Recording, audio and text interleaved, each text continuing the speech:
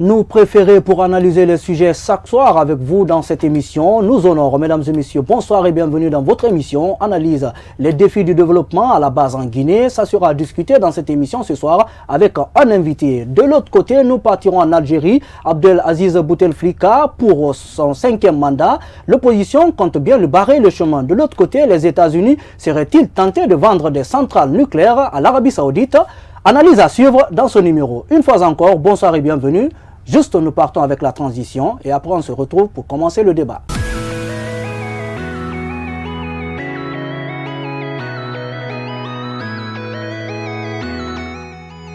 Votre fidélité nous honore. De retour sur ce plateau en ma compagnie, Youssouf Kamara, bien sûr conseiller communal dans la commune de Matam, membre du bureau politique, bien sûr, bureau exécutif de l'UFDG.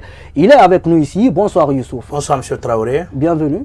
Oui, c'est le plaisir de partager. Voilà, alors aujourd'hui déjà, nous parlons de cette actualité. Vous êtes déjà élu dans la commune de Matam comme un conseiller. Déjà, nous faisons face à une actualité qui défraie la chronique. Il s'agit justement de cette actualité qui n'est nulle autre que l'installation, disons, d'une agence de gestion des recettes générées dans les communes.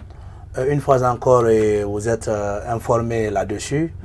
C'est une démarche qui a été confiée à M. Alassane Condé, l'ancien ministre de l'administration des territoires, et en connivence avec le ministère du budget.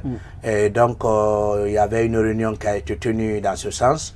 Et la première commune qui a été visée, c'était la commune de Dixine. Il y avait eu un refus de la part de cette commune, en tant qu'élu, de se laisser dérober ses prérogatives contenues dans le code des collectivités locales sur la question du transfert de compétences. Donc, ceci dit que vouloir encore restreindre les communes dans la gestion de certaines taxes leur permettant de fonctionner, je crois que ce serait encore difficile pour faire respecter le principe de la déconcentration et la décentralisation.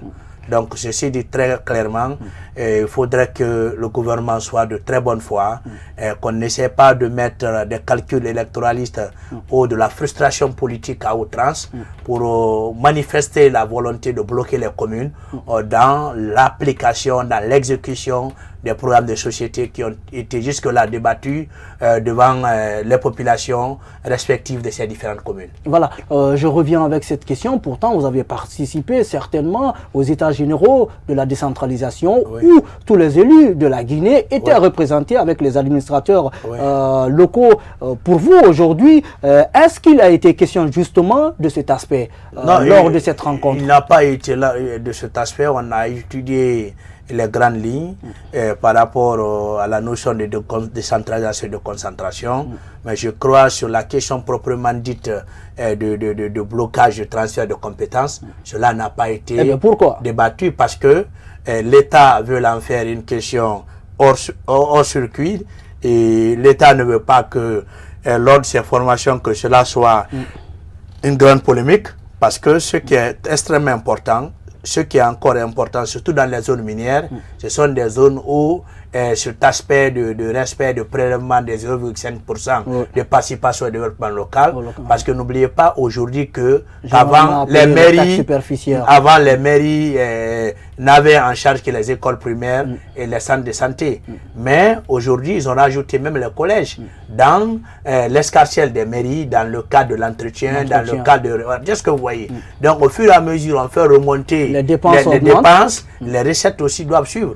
Donc comme vous pouvez par exemple... Donc vous voyez aujourd'hui mal, d'un mauvais œil, disons, cette initiative. C'est une restriction parce que, n'oubliez pas, il y a les travailleurs de la commune qui pourront servir à quelque chose. Il y a d'autres, la gestion des marchés, il y a la gestion des parkings. Donc il faut permettre à ces travailleurs de ne pas mettre ici une très grande bureaucratie trop lourde.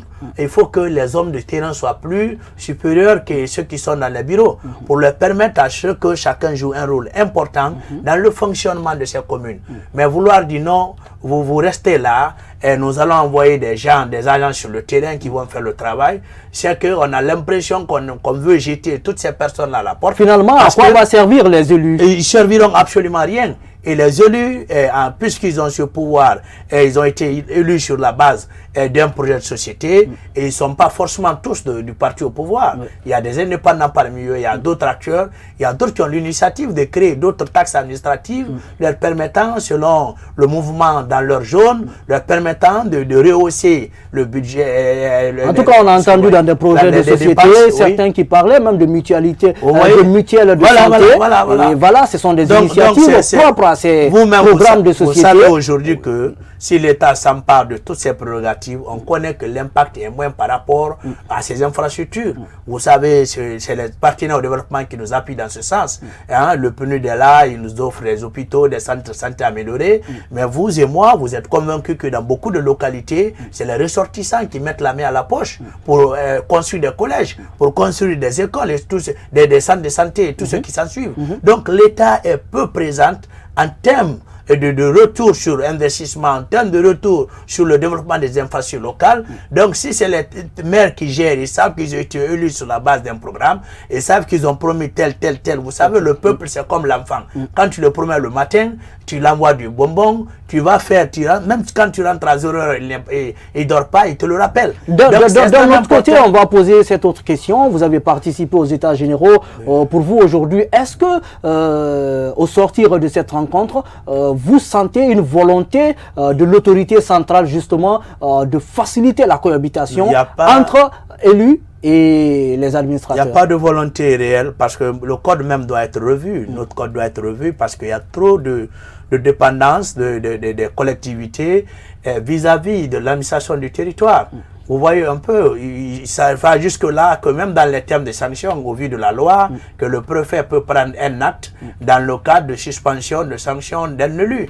Et vous savez qu'en termes de paralysme des formes, vous savez que la question de l'élection relève du domaine de la loi, alors que les actes posés par les fonctionnaires territoriaux relèvent du domaine administratif. Donc, je m'excuse. Donc, si toutefois, ceux qui relèvent du domaine administratif, alors que ceux qui ont la légitimité populaire se font commander par ceux-ci, on pense qu'il y a un dysfonctionnement qui n'est pas son nom. Donc, donner plus de pouvoir à un préfet, à un gouverneur de région, de torpiller les communes, d'intimider, de sanctionner tout ceci, c'est de les mettre dans un rapport de dépendance. Les problèmes aujourd'hui du développement local en Guinée, nous en parlons toujours dans cette émission. Alors, Youssouf Kamara, vous êtes élu aujourd'hui conseiller dans cette commune de Matam. Dites-nous déjà quelles sont, disons, les premières décisions prises par vous par rapport à cette population qui a eu confiance quand même en vous pour vous élire comme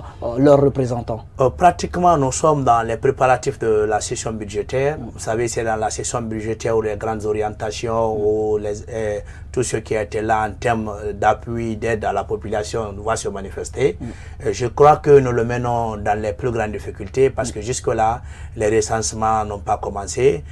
Parce que n'oubliez pas que le gouverneur d'être là. Les recensements parce qu'il y a un manque de moyens pour permettre aux agents communaux d'être sur le terrain, sur la question du recensement au niveau des marchés, au niveau du cadastre. Et donc, il y a assez au point mort, on ne peut pas faire sortir les gens. Quand vous parlez de recensement, est-ce qu'il n'y a pas un travail déjà préalablement fait qui Non, on ne tient pas compte. Il y a un travail qui existe, il y a les financiers qui ont travaillé dans ce sens. Mais aujourd'hui, dans la gestion actuelle, on ne se contente pas par des rapports dans les bureaux et consorts. Il faut aller sur le terrain. Vous savez, les Guinéens ne sont pas de bonne foi. Il y a la malgouvernance qui s'accentue de plus en plus. Et quand tu te contentes d'un simple rapport, tu risques d'être englouti complètement, tu ne te retrouves pas. Donc, au-delà des rapports, il faut aller toucher du doigt les réalités du terrain. Que si on te dit que Madina apporte 20 millions par mois, il faut aller savoir combien de magasins se trouvant à Madina, quels sont les tabliers et tout ce qui s'en suivent. Donc, il est extrêmement important qu'on aille toucher les réalités du doigt et cela ne peut pas se faire sans les moyens. Nous sommes venus dans les communes où presque il n'y a rien dans les caisses. Nous voulons d'abord savoir qu'est-ce qui a été fait, qu'est-ce qui a été laissé. Parce que pour gérer, il faut avoir l'état des lieux. Il faut, c'est cette session budgétaire qui va nous le permettre de savoir quels sont les actifs, les passifs et quelles sont les nouvelles taxes que nous pouvons créer. Parce qu'aujourd'hui, allez-y au niveau des communes, vous partez pour la légalisation des documents, il n'y a pas de timbre. il doit y avoir des timbres qui doivent être achetés, accompagner ces documents. Mais on les signe, on fait des trucs copies conformes. Mais on a assisté, vous faites bien de rappeler ces problèmes de dossier. On a constaté quand même avec cette grande aujourd'hui mobilisation des jeunes pour le recrutement de l'armée, on a constaté que dans des communes, l'on se permettrait de donner des documents tels que le casier judiciaire, les certificats de nationalité. Pour vous aujourd'hui, quelle est la priorité pour vous? C'est pas leur rôle. En principe, les casiers judiciaires, les certificats relèvent du domaine de la justice. C'est à la justice de délivrer ces documents. Mais parce qu'il y a une désorganisation qui ne dit pas son nom, il y a un laisser-aller, les gens font ce qu'ils veulent. Si ceux qui ne relèvent pas de leur domaine, ils le font, ils outrepassent leurs compétences. Donc ceci dit très clairement, il est extrêmement important que nous organisons davantage, que nous ayons des moyens pour nous permettre de mettre des agents sur le terrain et de faire un état des lieux clair aux populations de Matam, de savoir qu'est-ce que nous avons comme ambition du point de vue budgétaire, qu'est-ce que nous avons comme thème de recettes et de dépenses. Donc je crois que cette rentrée doit se préparer, ça doit être en mois de mars. Cela nous permettra de situer l'état des lieux et quels sont les repères sur lesquels nous pouvons démarrer. Alors aujourd'hui, à la base, vous êtes les élus, à la base aujourd'hui, vous êtes les représentants du peuple. À la base aujourd'hui, qu'est-ce qui va changer avec cette nouvelle donne? Parce qu'il y a de cela quand même, disons, plus de 10 ans qu'il n'y a pas eu d'élus officiellement dans les communes. Tout à fait. Il faut avoir un travail de sensibilisation. Il est extrêmement important, quand vous voulez apporter de nouvelles mesures, il faudrait que vous ne mettez pas la charrue avant les bœufs. Il faudrait faire des sensibilisations à grande envergure pour que la population vous accompagne dans les initiatives que vous voulez faire. Mais si vous ne sensibilisez pas, les réformes vont avoir du mal à passer. Nous connaissons ce pays, tout le monde est frustré, les gens sont mécontents. Quand vous apportez de nouvelles mesures sans préalablement préparer l'esprit des gens par rapport à l'acceptation, ça sera voué à l'échec. Voilà, nous marquons déjà la première pause dans cette émission, histoire de revenir peut-être pour continuer à parler cette fois-ci politique avec un autre invité la soirée.